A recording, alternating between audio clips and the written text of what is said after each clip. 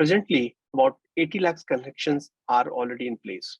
PNG domestic connections are there. And 3,500 CNG stations are already operational. And this is expected to be maybe about 10,000 maybe in the next few years, or maybe more in the time to come.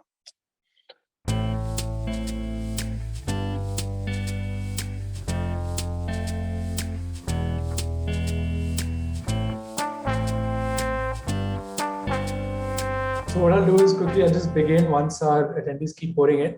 Welcome to the Blue Circle. It's such a big privilege and pleasure to connect with everyone, and our distinguished keynote speaker, who is handpicked because of the think input and the rich experience he brings in. Thank you also to our distinguished audience for joining us, most of whom are CXOs and senior leaders. Many of them are our members and are repeat visitors to our webinars. This is very encouraging and motivates us to provide even higher levels of dialogue through the online mode as well.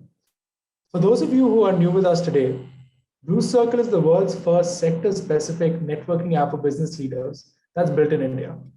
We currently focus on 20 sector communities such as renewable energy, e-mobility, real estate, healthcare, and many more. We also present socioeconomic insights, which ultimately determine the evolving complexion of the market. Along with our weekly webinar series and our digital publication, you will be happy to know that we have recently launched the first version of the Blue Circle app for leaders, somewhat like the sector-specific LinkedIn for senior leaders, a space to have meaningful conversations, connect with over 15,000 plus like-minded leaders from India and across the globe, house high-quality curated content, and access business opportunities across these sectors. Those leaders among you who are interested, please do join us. I will share the link to the app in the chat section. I will soon be sending out invitations to our new guests post today's discussion. Now, without further ado, I'm pleased to introduce today's keynote speaker and Blue Circle member, Mr. Yash Arora, CFO, IndianOil, Adani Gas. He's a seasoned finance professional with 28 years of experience across diversified sectors, creating value for stakeholders, and has done 1 year senior management program from IIM Calcutta. Mr. Arora has expertise in all gamut of finance, such as corporate finance, accounting, working capital, and treasury operations, M&A, investor relationships, costing, taxation, and many more. And for today's topic, Mr. Arora will be discussing boosting the gas economy. Now I request Mr. Arora to please begin the session. Thank you. Just share. Thank you.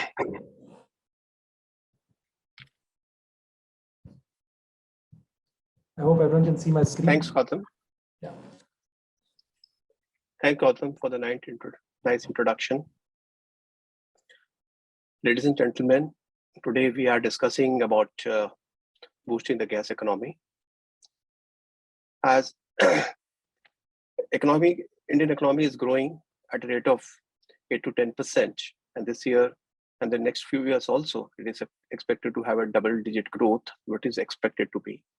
So therefore, it's very, very important what is the energy mix is. For the energy mix, India is dependent upon imports. So let's look at it where we stand. Yeah, next slide. If you look at the natural gas is concerned, the natural gas is the cleanest fossil fuel as it emits 50% less carbon dioxide than the fuel. Whether natural gas is also a fossil fuel. Many says it's means it's not polluting. It's polluting to some extent, but it's not as polluting as the way the other fuels are. Fuel, it is used by the power industry, sponge iron, CNG, and the PNG. And the feedstock, it's the fertilizers and the petrochemicals. If you look at the natural gas market chain, look at the upstream, which is the exploration, ONGC and Oil India, because upstreaming is becoming very, very expensive and very, there is a very large amount of capital intense, lot of investment has gone in the past. Even ONGC has put in the money, invested the money, and also there was some areas which were rigs, so there were no results at all. And the midstream, like the transporter, how the gas is getting transmitted, that is the GAIL and the GSPL and the downstream distributor.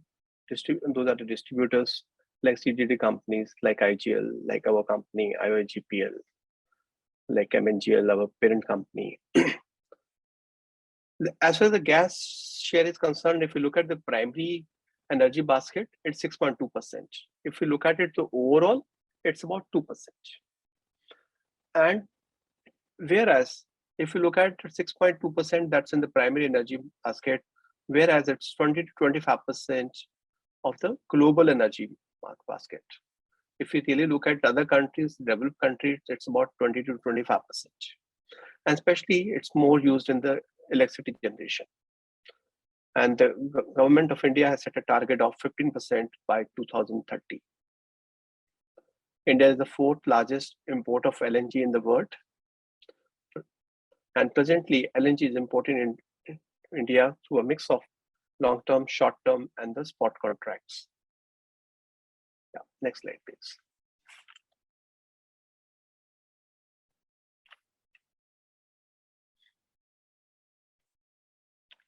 To give a boost, the PNGRB, which is a regulatory body, has authorized about 280 geographical areas, which covers about 96% of the populations and 86% by area, which means almost whole India is covered. Whole the population is covered as far as in terms of the award of the geographical areas are concerned. I think the major change that has come, that's from the 9th round of bidding, where the norms were changed. Earlier, the bidding, the exclusivity period had been for the 5 years. That is revised to 8 years now. So, and plus also, what are the infrastructure? The norms have also been revised, and the focus had been more on the domestic connections, which means the domestic connections have been given more weightage. That's about 50% of the 80% weightage, which is on the infrastructure. If you really look at it, there's a paradigm shift. If you really look at the last 3 rounds of bidding, 9th, 10th, and 11th, and there's a currently 11A round, which is currently going on, which is only limited to the 5GAs, which means 280 geographical areas. It's covering about 96% of the population. And presently, about 80 lakhs connections are already in place. PNG domestic connections are there. And 3,500 CNG stations are already operational. And this is expected to be maybe about 10,000 maybe in the next few years, or maybe more in the time to come. And in terms of laying the gas pipeline also, the PNGRB has authorized 33,764 kilometers till 31st March, of which around 20,000 kilometers is already operational. The balance 15,000, and there have been some addition over a period of time. Those are at the various stages of implementation. And also, PNGRB has brought another initiative that has brought a uniform tariff structures, which means wherever we transport the gas, the tariff structure will be more or less uniform. And in addition, the several to reduce the dependence on imports, as the government has taken another initiative of setting up the compressed biogas units, and the 5,000 units, that is the target by 2030, and about 2,500 LOIs have already been issued, and 100 are about under implementation, maybe operational in the next few months from now. As far as another initiative which is there, that is the LNG for the heavy vehicles and the CNG. The CNG is a part of the geographical area, the CGD players. Also, another initiative which is being taken up is the blending of hydrogen with CNG. That's at a very initial stage. That's a pilot project which is already under implementation. As far as the cost of setting up hydrogen station is very, very expensive, maybe about 7 to 8 times what it should be in case of the CNG currently. Current gas consumption is about 175 million cubic meter, and of which 51% is imported. The balance 49% is from the domestic sources. And this is expected to improve to 380 million, of which 40 cubic meter is expected from CBG units, which is the 5,000 units, the LOIs, which is the target which the government is having the units by 2030. Next slide, please. And CGD entities, as far as the priority is concerned, the CGD entities are getting the first priority in terms of the allocation of domestic gas is concerned.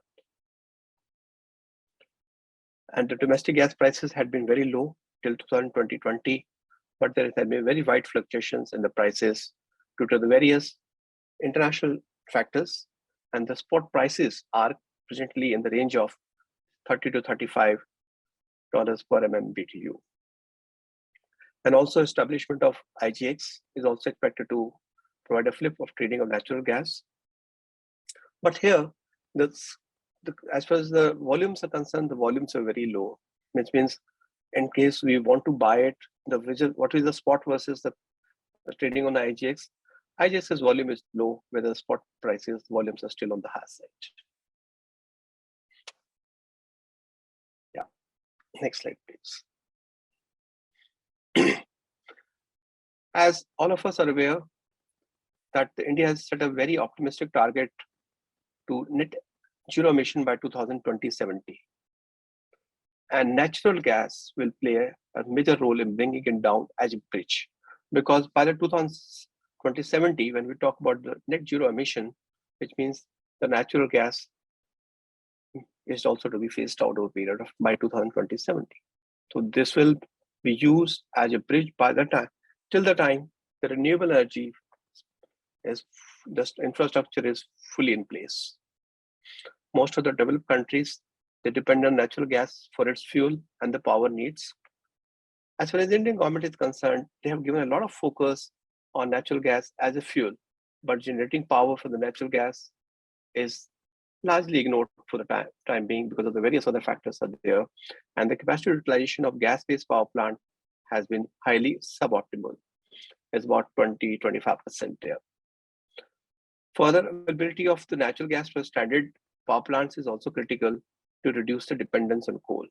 Therefore, if we really want to boost the gas-based economy, it's very, very critical that the natural gas, the power is also produced from the natural gas. That's very, very critical. And the government has also come out with a hybrid tariff, which means you create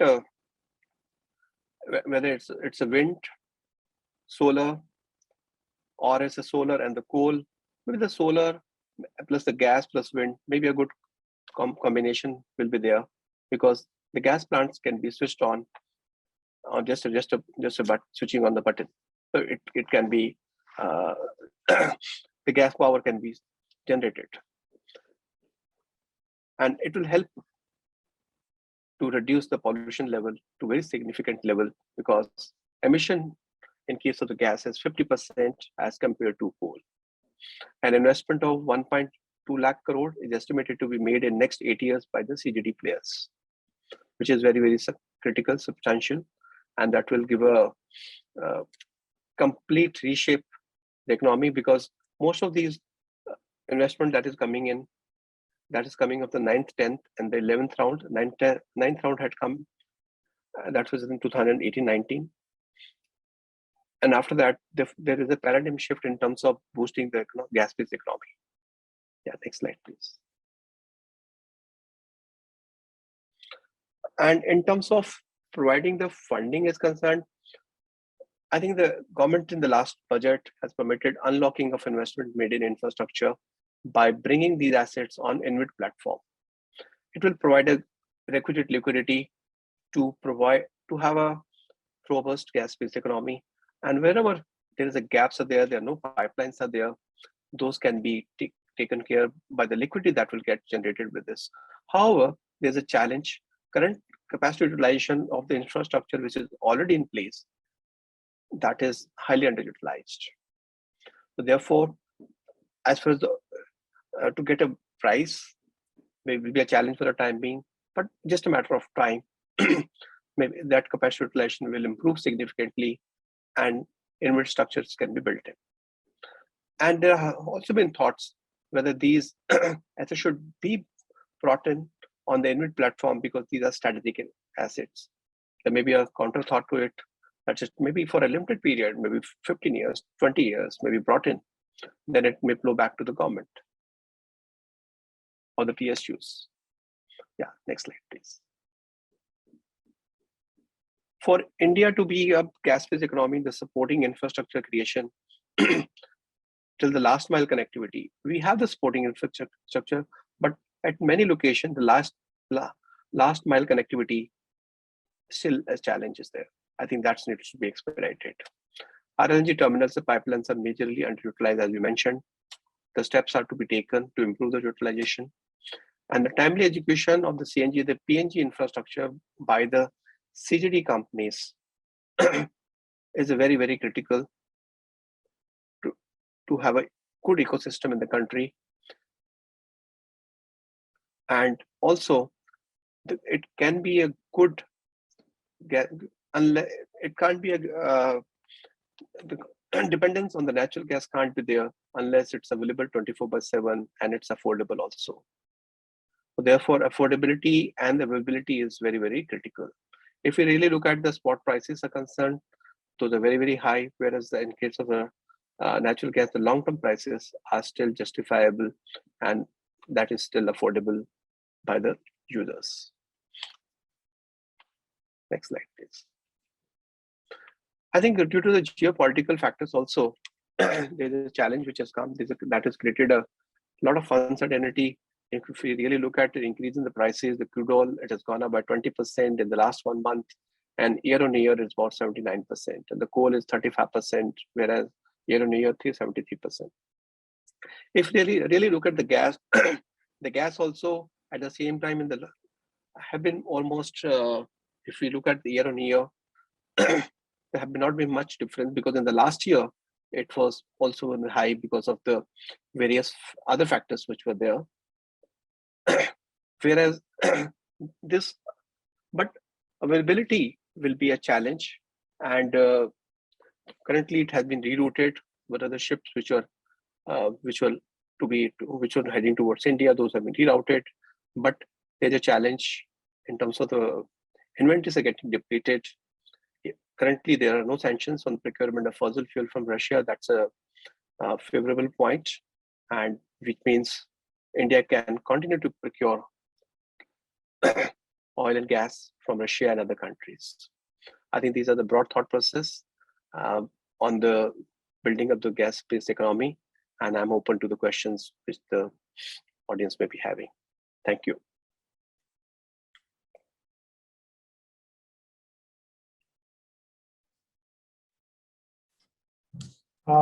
Thank you. Thank you, Mr. Arora. I'll just move on to the questions which you already received before the questions come into the chat in the Q&A section. The first question is coming from Mr. Anil Bell, General Manager, Manufacturing, Zico India. He asks, where do we see sales or usage of traditional fossil fuels by 2030 vis-a-vis CNG, EV, and hydrogen? Can you list them in ascending order as per the scenario and projections today? If you really look at it, the composition energy basket, say CNG is about 6.2% today. Maybe by 2030, the target is about 15%. It may be around 12%. That is my estimate. As far as the hydrogen, maybe it's just a beginning. And the EV, hydrogen may be about 1%. EV should be around 3 to 4% in terms of the total energy basket is concerned. Thank you. So before I move on, there's a person, Mr. Vineet Sakargayan. He has raised his hand. I'm just going to allow him to talk. Yeah. You can ask this question. So, Mr. Sakargayan, I've given you the... Am I audible? Yes. Yes, Mr. Yash, hello.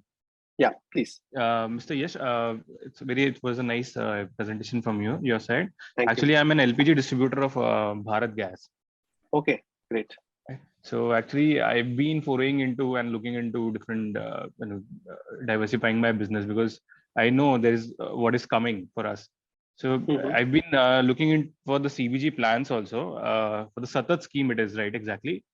Do you know about? You must be knowing about the Satat scheme, right? About the setup of the compressed biogas plants, right? Right.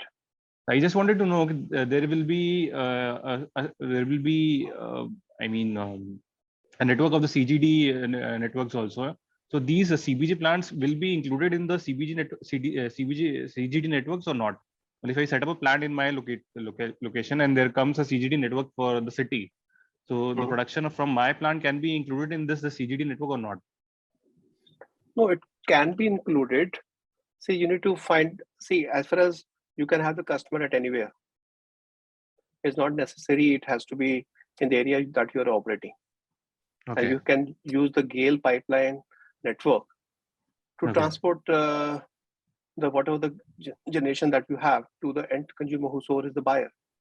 Okay, because I've been looking for the industrial consumption, because LPG prices right now, LPG prices are too high, and the industries which I go to the industry for LPG selling, normally they use wood or coal, and the prices for wood and coal and LPG, there is a very huge difference, and and the only thing which comes in between is CBG, which can bridge the gap.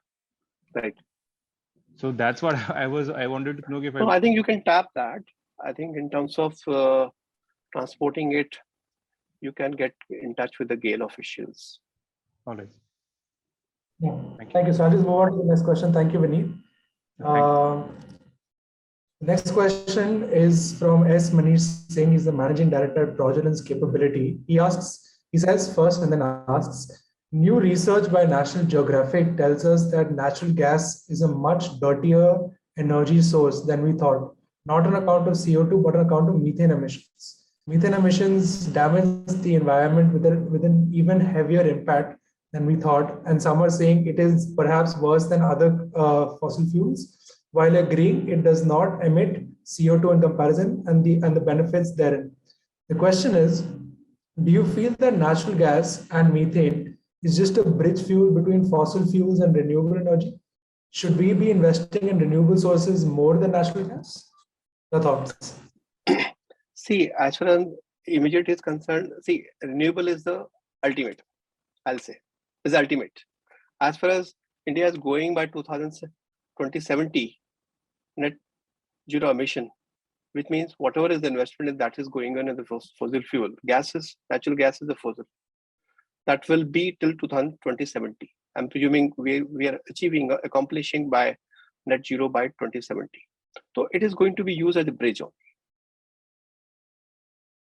As far as on the technical that is concerned, I think as I'm not too technical expert in terms of the emission is concerned, but I think as per the government notifications, it's about 50. It's less polluting by 50% as compared to coal. Thank you, Mr. Arora. I think Mr. S. Manish Singh is also in the audience. So if he has any further questions to this, we'll be happy to use it in your Q&A section. I'll move on to the third question which you received. This is a little cross industry. This is Yogesh Patil, founder CEO of a healthcare company. He asks, what are the benefits of gas economy in healthcare? See, per se, as far as healthcare is concerned, I do not see anything very particular to the health industry is concerned. Only thing is it's less polluting, the people will be more healthier. And a new study which is given methane is more dirtier. I do not know on that. What has been believed that people are going to be healthy in case and there will be less pollution. So from that perspective only I can add the answer. Great. So if there's any questions from the audience, we would love to hear them. We'll just wait for a minute while if any question comes in the Q&A section. Yeah.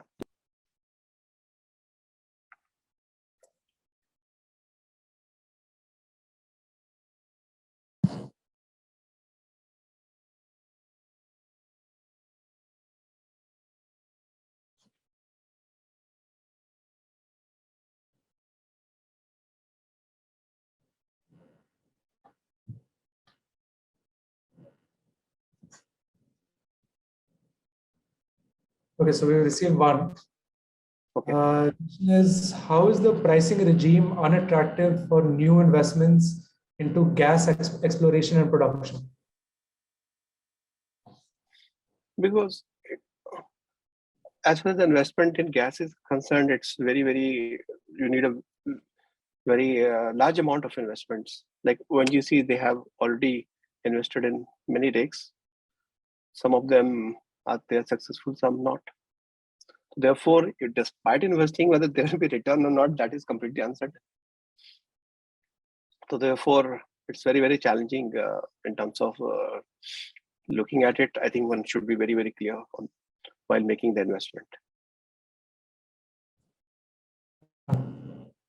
We received two more questions. I'll come to Mr. Milind Chittawal. He's saying radiant burner is a technology to convert electrically heated ovens to gas-fired ovens.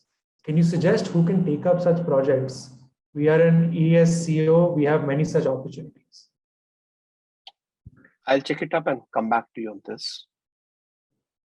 Done. I think after this, just connect the two of you over mail and then Right. The next question is, to adopt new emerging technologies, what is the government doing to allow intracity piped gas to be flexible in composition?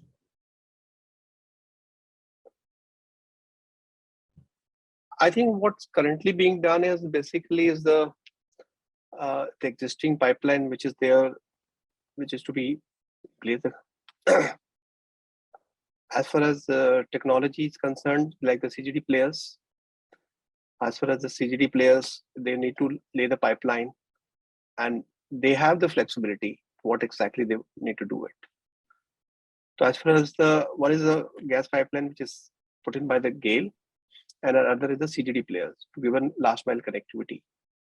I think the CGD players, they are at liberty in terms of using the best products, whatever they can have.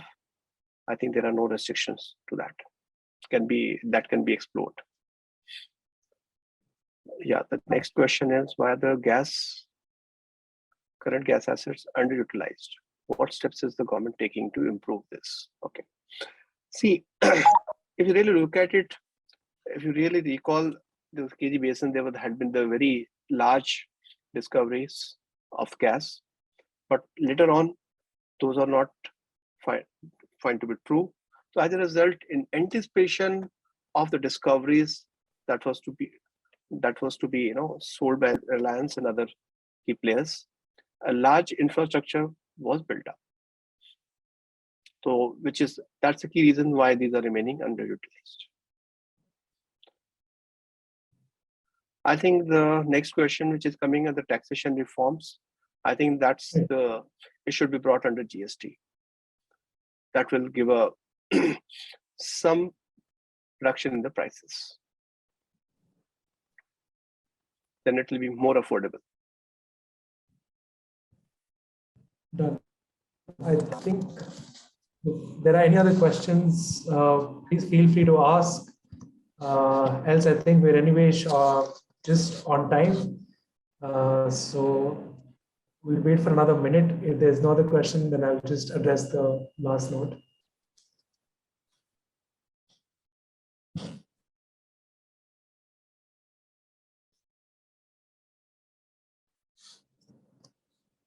Great. So I think if there are any other questions, please do let us know. We'll be happy to connect you with Mr. Arora over mail.